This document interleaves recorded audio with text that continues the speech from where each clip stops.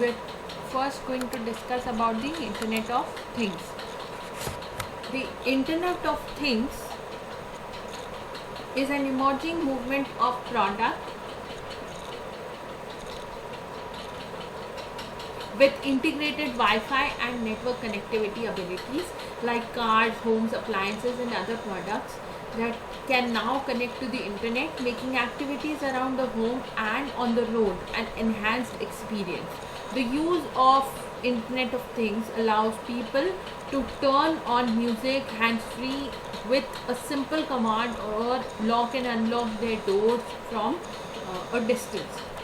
Basically, here we are talking about the Wi-Fi controlled or the Bluetooth connectivities that are emerging in various electronic appliances or devices. We now have locks that can be locked or unlocked through a voice command, or if we are sitting somewhere else and we need to check if our door is locked or not, there are ways through which you can control them on your phone or your electronic devices, on your Android devices or your laptops. Okay, so internet connectivity has gone into all the appliances, almost all the appliances. Now you can control lights, fans, air conditions, cameras, all these things through Bluetooth connectivity or Wi-Fi connectivity. Even if you're not physically present in that place, or you do not have to physically do something like earlier we had to switch on the button to switch on the light, but now light will automatically switch on. You just need to enter the command in an Android device or in the laptop, or you could just ask Alexa to do it, and everybody knows Alexa, right? So you cannot hear me properly.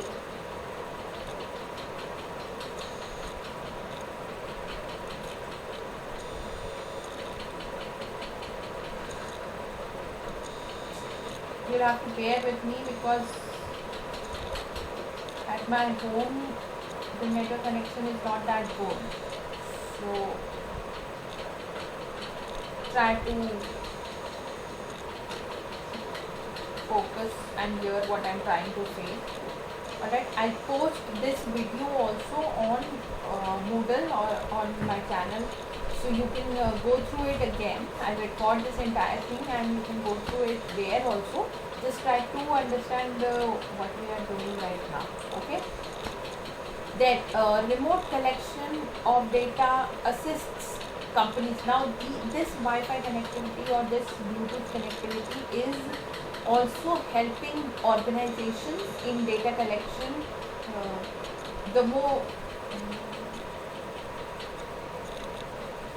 So remote collection of data assists companies the most. Internet of Things also acts like a digital assistant. The intelligent features of some of these Internet of Things products can aid in many companies' procedures. Voice recognition and command responses will allow you to access stored data on cloud services. Okay, so it has become really convenient for people in the organization to actually control the feedback, the type of transactions that are going on. For example, now collection of attendance of the employees is very easy. Okay, there are biometric scans, there is web check-in, there are face recognition cameras in some of the organizations that help you to collect the information.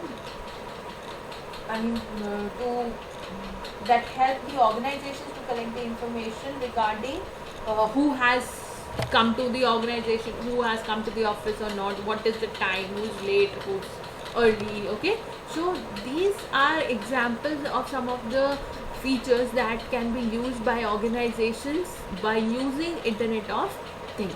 Okay, next we move on to artificial intelligence. Okay, so artificial intelligence is also something that is gaining a lot of importance in the recent times. What is artificial intelligence? It harnesses algorithms and machine learning to predict useful patterns. Humans normally identify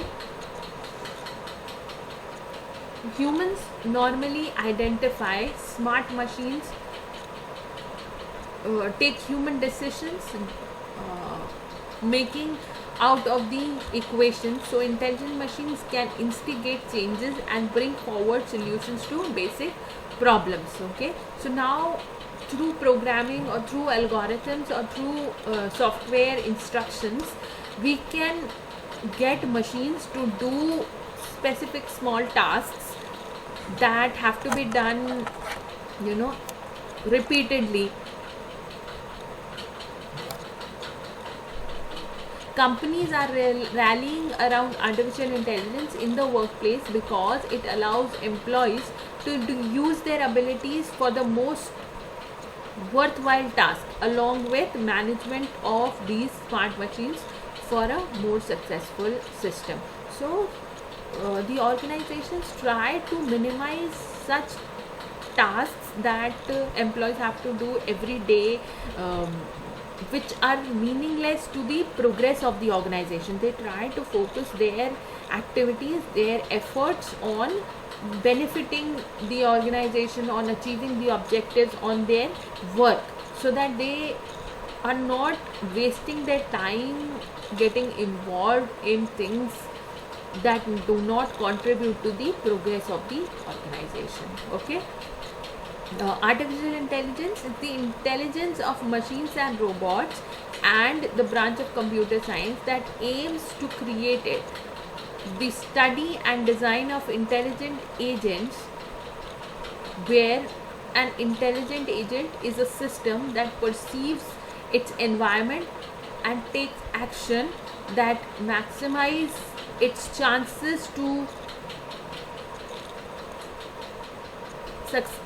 of success.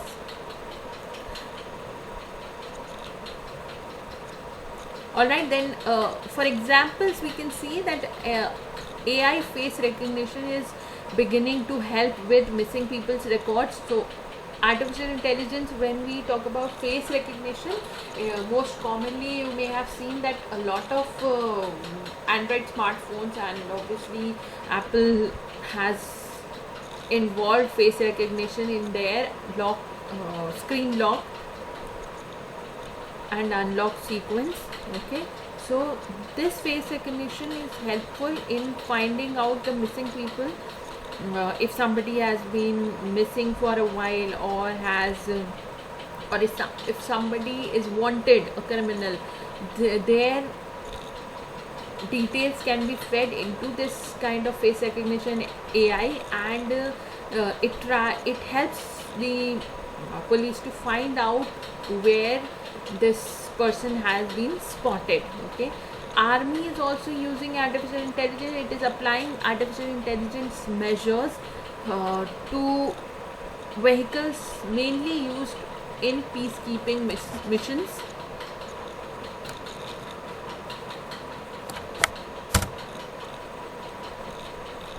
For repair purposes, then medical fields are also using artificial intelligence basically to run simulations, show the patients what would be the procedure that would be done to them in order to solve the problem that they are facing. Okay, they also show the risks involved.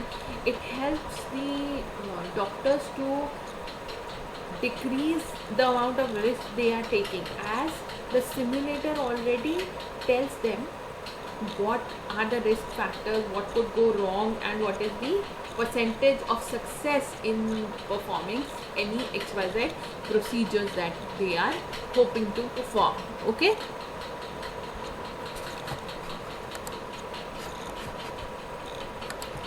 Then next is cloud computing. Now cloud computing, we have been using cloud computing now more frequently, more than we used to in the earlier times. That this kind of computing involves freeing up the physical space that is utilized by any kind of data that we're storing in our electronic devices. It may be a phone or a laptop or a computer, anything. Okay, it uses an artificial non-tangible storage device. Okay, so what is cloud computing? A key IT concept that is commonly talked about is cloud computing. It involves the use of computer services like hardware and software over the internet. Cloud computing is a network of resources a company can access, and this method of using a digital drive increases the efficiency of the organization. Okay, instead of local storage on the computer hard drives, companies will be freeing their space and conserving funds. So a lot of, in organizations there are huge amounts of data that have to be stored relating to day-to-day activities, then relating to the production activities, the marketing activities. All this data has to be stored for many years. Okay, which will utilize or which will need a lot of storage devices or a lot of hard devices, which have to be purchased by the company. But cloud computing has made it possible for these companies to buy space online so that they do not have to physically spend money on drives. And there is also a disadvantage in physical drives or storing the data on physical hard disks, that they can get spoiled, they can get damaged, burnt. Okay, moisture is also not good for electronic devices, but a cloud never loses anything. Okay, once you store it on the cloud, it's not going anywhere. So it helps in conserving funds. Now there are three basic benefits of cloud computing, which include minimizing the cost of IT infrastructure, as we spoke about, promoting the virtualization concept, which can enable storage devices and servers to be used across different organizations. Now in huge organizations there are so many offices. There are regional offices, there's branch head office, there is a country headquarters. So if they were to store all that data physically in one place, every city would store their respective data in one place. Okay, but the people, the owners or the board of directors, the top management would not have any idea of what the success rate or what is the transactions that are going on in the entire country. So to maintain that transparency, cloud computing is provides a lot of benefit. Okay, once you store, if I store something on a cloud sitting in my home, it can be accessed, it can be checked, or it can be seen by anyone anywhere in the world. Alright, so it provides storage ability across different organizations. It makes it easier to maintain hardware and software, and there is no need for installation on each of the end users computers. So it's on the internet. You do not need to buy any softwares, you do not need to get it installed or anything. So it's easier to maintain and use. However, there are also certain concerns regarding cloud computing, such as IT governance, privacy, legal abuse, and many more. So, obviously, cloud computing provides a lot of benefits, but there are negative aspects as well, like the issue of privacy. A lot of people can get hacked into if your firewall or the antivirus system is not strong enough. Anyone can access your data, they can hack your data, which is not good for organization, as competition would suffer. All right.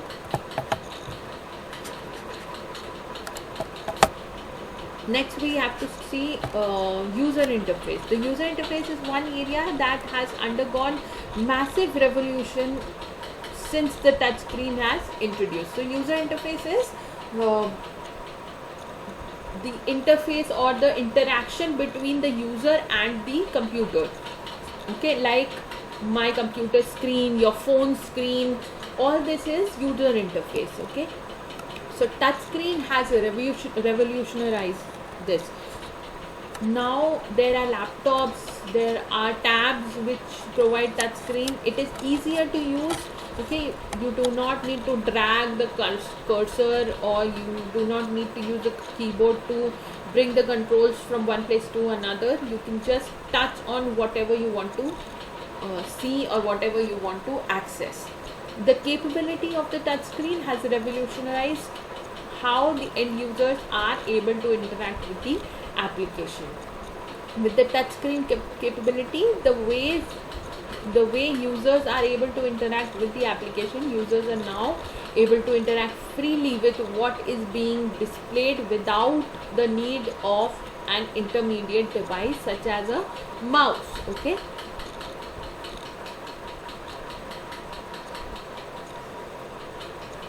A system for human computer interaction that the user operates. Now this is a definition. That the user operates through intuitive actions related to natural everyday human behavior. A system of human computer interaction that the user operates through the intuitive actions related to natural everyday human behavior. Okay, so user interface is very simple. You have been using user interface since a very long time. When you interact, when you do something or try to tell the computer to do something, you enter a command. Everything involving inputting any kind of instructions or command into the computer involves user interface. Okay, earlier you used to have that black screen. Okay, some of you who may have done a little bit of programming, you may recognize the black screen that DOS used to have.